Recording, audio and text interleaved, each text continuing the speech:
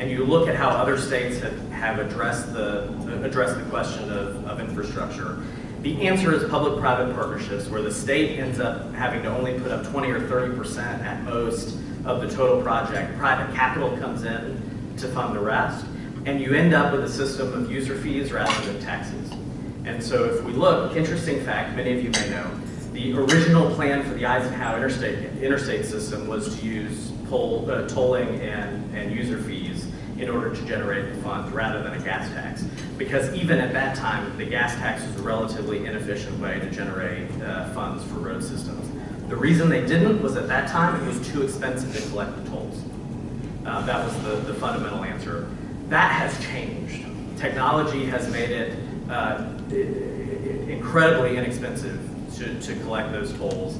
And with the great changes in vehicle efficiency, with more electric and hybrid cars on the roads, we just believe tolling and private infrastructure is a much better way to address the infrastructure issue than raising a gas tax and casting an equal burden on all citizens rather than those who are using the fees.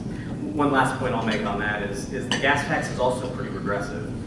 If you think about the individuals who are paying gas tax but rarely using state roads, they're paying for a system that they never use and can least afford to pay those additional fees. So we would agree there is more capital necessary to attack the infrastructure issue, but it shouldn't and would be ill-served to come from a gas tax.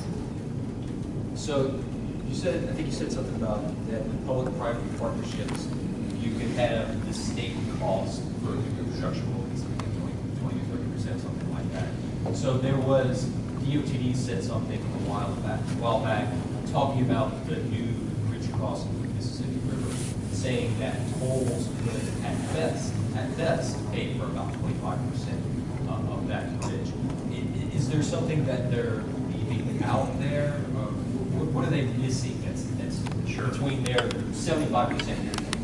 Thanks, Dave. So the question is about tolls and public-private partnerships, and the state DOTD recently saying tolls for a new Mississippi River bridge might cover 25%. I haven't heard that specifically, but I can address the question more broadly, which is we have to look at these things holistically, and I'll give you an example. If any of you have been to the Washington, D.C. area recently and driven on the Beltway, Interstate 495 that goes around, they've added something called hot lanes.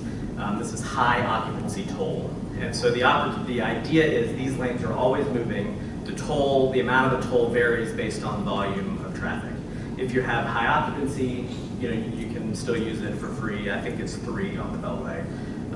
But if you're 1 or 2 in the car, then you pay the toll or choose to pay the toll or not based on the volume of traffic. So if we look at similar kinds of solutions, it's not just necessarily the tolls that are going on that particular bridge, but you look at an area and a system as a whole.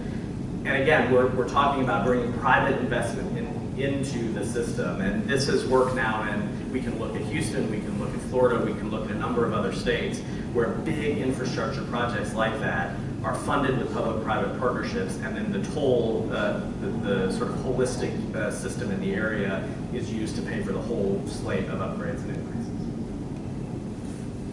So in other words, the toll on that bridge wouldn't necessarily just be paid that bridge. It would be paid all of that same area, and again, I'm not a tolling expert, Sure. But the process is you want to bring capital in, and so you might fund the whole project in an area rather than just one bridge or just one road.